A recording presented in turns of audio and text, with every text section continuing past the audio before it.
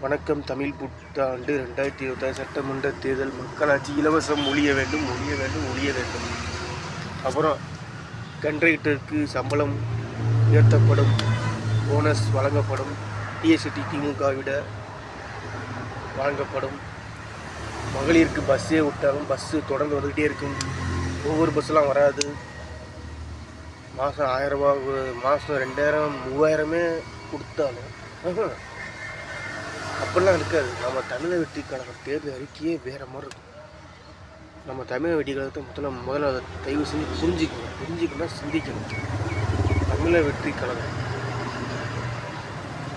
கழகம் பெருசாக சொல்லணுன்னா, சின்னதாக சொல்லணுன்னா நல்ல எண்ணம், அவ்வளோதான். அங்கே நல்ல எண்ணம் மட்டும்தான் இருக்குது தமிழக வெற்றி கழகத்திட்ட.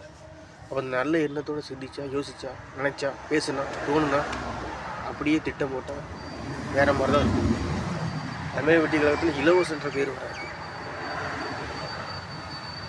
மக்கள் வரி பணம், மக்கள் உரிமை பணம், உங்கள் உழைப்பு, ஒவ்வொரு நாளும் உழைக்கிறீங்க, உங்கள் வரி பணம் தான்.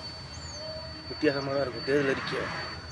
நீங்கள் ஒவ்வொன்றையும் படிக்க உங்கள் மனசில் பதிய வைக்க நீங்கள் சிந்திக்கணும். அடுத்தவங்க சொல்கிறாங்கன்னு தமிழக வெற்றி கழகத்தை நீங்கள் தப்பாக பேசக்கூடாது. நீங்களாம் சுயமாக சிந்திக்கணும். உங்களுக்குன்னு சுய புத்தி, சொல் புத்தி இருக்குல்ல, ஓட்டு போடுற நமக்குன்னு, உங்களுக்குன்னு. அப்போ சிந்திக்கணும், யோசிக்கணும், வாக்களிக்க வேண்டும். தமிழக வெற்றி கழகம் உங்களை நம்பி தான் இருக்குது.